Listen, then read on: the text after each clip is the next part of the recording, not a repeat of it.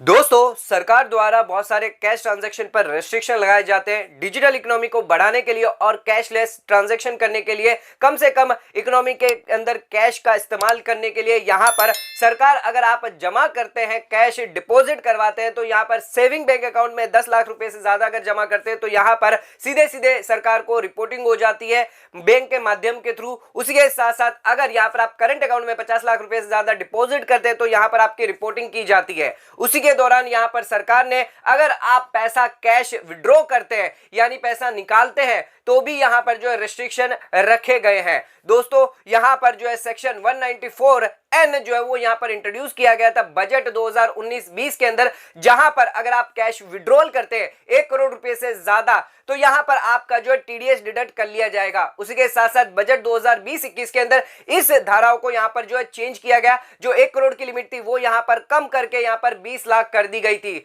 दोस्तों, section 194N बहुत ही ज्यादा इंपॉर्टेंट है। अगर आप किसी बैंक, पोस्ट ऑफिस या कोऑपरेटिव बैंक के अंदर जाकर अगर पैसा निकालते हैं तो यहां पर ध्यान रखिए, आपका यहां पर टीडीएस जो है डिडक्ट कर लेगी। यहां पर गवर्नमेंट जो है इसको पकड़ने के लिए, कैश ट्रांजैक्शन को कम से कम करने के लिए यहां पर यह सेक्शन इंट्रोड्यूस किया गया और डिजिटल इकोनॉमी को बढ़ाने के लिए सेक्शन 194N जो है वो यहां पर इंट्रोड्यूस किया गया है। तो दोस्तों, आज के इस वीडियो के अंदर हम आपको बताने वाले हैं क्या है सेक्शन 194N, किन लोगों पे ये लागू होगा, किन पे ये लागू नहीं होगा, कितना आपका टीडीएस यहां पर डिडक्ट किया जाएगा, कितना यहां पर जो है आपको छूट मिलने वाली है। इन सभी के बारे में विद एग्जांपल के साथ यहां पर वीडियो में डिस्कस करने वाले हैं। तो वीडियो को एंड तक जरूर देखिएगा, वीडियो को स्किप बिल्कुल मत करिएगा। दोस्तों, आइए स्टार्ट करते हैं अपना आज के वीडियो को। तो दोस्तों, आइए स्टार्ट करते अपने वीडियो को और बात कर लेते हैं सेक्शन 194N के बारे में। सेक्शन 194N कब अप्लाई होगा?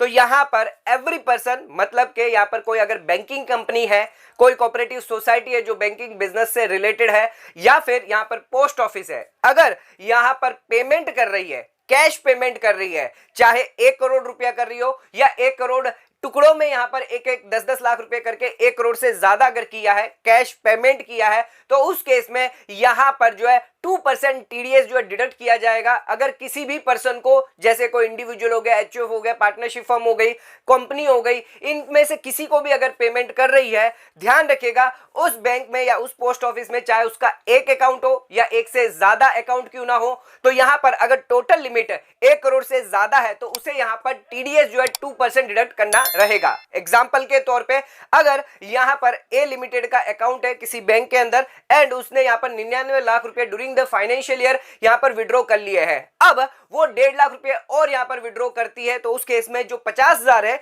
यानी 1 करोड़ 50,000 यहां पर उसने विड्रॉ किया है, तो 50,000 पे यहां पर 2% का टीडीएस डिडक्ट किया जाएगा। दोस्तों, इसी के साथ यहां पर अगर आपने रिटर्न फाइल नहीं किया है, अगर किसी पर्सन ने यहां पर जो है रिटर्न फाइल नहीं किया, जिसको यहां पर पेमेंट की जा रही है बैंक द्वारा, पोस्ट ऑफिस द्वारा, 3 साल की अगर आईटीआर फाइल नहीं करी है और जिसकी टाइम पीरियड यहां पर एक्सपायर हो चुके हैं, तो उस केस में यहां पर जो टीडीएस की जो लायबिलिटी है वो यहां पर चेंज हो जाएगी सर। तो यहां पर जो 1 करोड़ की जो लिमिट दी गई थी वो कम होकर 20 लाख हो जाएगी। तो ध्यान रखिएगा, अगर किसी ने 3 साल तक आईटीआर फाइल नहीं करी है, तो उस केस में यहां पर बैंक अगर पेमेंट करती है 20 लाख रुपए से ज्यादा, तो उस केस में 2% का टीडीएस डिडक्ट करेगी अप टू 1 करोड़ तक। यानी 1 करोड़ 20 लाख से 1 करोड़ के अंदर अगर पेमेंट करी है तो उस केस में 2% टीडीएस डिडक्ट किया जाएगा।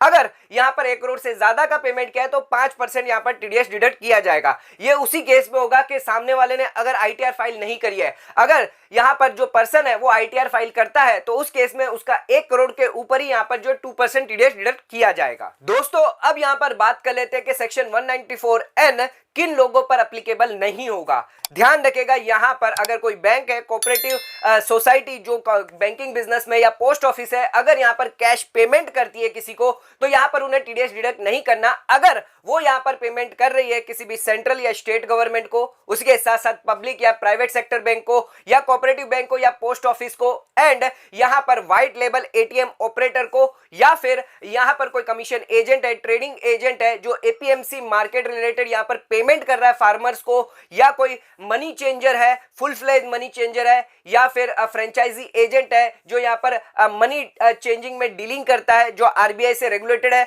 तो उस केस में यहां पर इन सभी को यहां पर जो है 194N के तहत किसी भी बैंक को, अगर कोई बैंक है, कोऑपरेटिव सोसाइटी है या पोस्ट ऑफिस अगर इनको पेमेंट कर रही है, तो उस केस में यहां पर टीडीएस नहीं डिडक्ट करेगी। इनके अलावा अगर किसी को पेमेंट कर रही है तो यहाँ पर टीडीएस जो वो डिडक्ट किया जाएगा सेक्शन 194N के तहत। उसके साथ साथ सेंट्रल गवर्नमेंट यहाँ पर नोटिफिकेशन लेके आएगी जहां पर यहाँ पर जो एग्जेम्प्ट कर सकती है या फिर यहाँ पर रिड्यूस परसेंटेज पे यहाँ पर जो टीडीएस डिडक्ट करने के लिए नोटिफाई कर सकती है। तो दोस्तों आइए एक एग्जाम्पल के थ्रू समझने की कोशिश करते हैं सेक्शन 194N के तहत कैसे यहां पर आपका टीडीएस है वो डिडक्ट होने वाला है। समझ लीजिए यहां पर हम एग्जांपल लेते हैं मिस्टर रोहित का। मिस्टर रोहित जो है जिन्होंने यहां पर अपनी इनकम टैक्स रिटर्न पिछले 3 सालों की फाइल नहीं करी है और उन्होंने यहां पर जो कैश है वो यहां पर विड्रॉ किया है। दोस्तों यहां पर मिस्टर रोहित की जो ड्यू डेट एक्सपायर्ड है पिछले 3 सालों की आईटीआर की वो जा चुकी है। अब यहां पर मिस्टर रोहित पूरे साल में यहां पर जो ट्रांजैक्शन कर रहे हैं, कैश विड्रॉल कर रहे हैं, आइए देखते हैं। सबसे पहले इन्होंने अप्रैल महीने के अंदर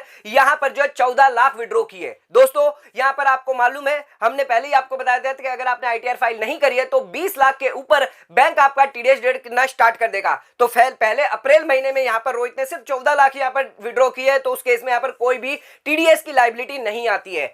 नेक्स्ट अगले 7वें महीने यानी जुलाई मंथ में यहां पर रोहित ने 26 लाख रुपए यहां पर विड्रॉ किए। अब दोस्तों यहां पर हम देख लेते हैं कैसे यहां पर टीडीएस जो है बैंक डिडक्ट करने वाला है। तो 14 लाख उन्होंने अप्रैल में किए थे और 26 लाख यानी टोटल 40 लाख यहां पर जो उन्होंने विड्रॉ किए हैं। दोस्तों तो 20 लाख से ऊपर 40 लाख के अंदर है तो 20 लाख पर यहां पर 2% यानी 40,000 रुपए जो है यहां पर टीडीएस डिडक्ट किया जाएगा। उसी के साथ साथ दोस्तों अब यहां पर अगस्त के अंदर इन्होंने और 35 लाख रुपए यहां पर विड्रॉ किए। तो 40 लाख तो पहले किए थे और 35 लाख यानी 75 लाख यहां पर हो जाते हैं। तो इन 35 लाख पर 2% और यहां पर बैंक टीडीएस जो है डिडक्ट करेगी यानी 70,000 रुपए यहां पर टीडीएस डिडक्ट होने वाला है। उसी के साथ दोस्तों अब अगस्त के महीने में यहां पर जो है फिर से यहां पर जो है ये विड्रॉ करते हैं 35 लाख रुपए, यानी टोटल इन्होंने विड्रॉ किया 1 करोड़ 10 लाख रुपए। अब यहां पर 75 लाख पर तो इन्होंने ऑलरेडी टीडीएस जो है डिडक्ट कर लिया था बैंक ने। अब 25 लाख यानी 1 करोड़ के अंदर यहां पर 2% जो टीडीएस डिडक्ट किया जाएगा और 10 लाख पर यहां पर 5% डिडक्ट किया जाएगा क्योंकि ये 1 करोड़ लिमिट से ज्यादा है।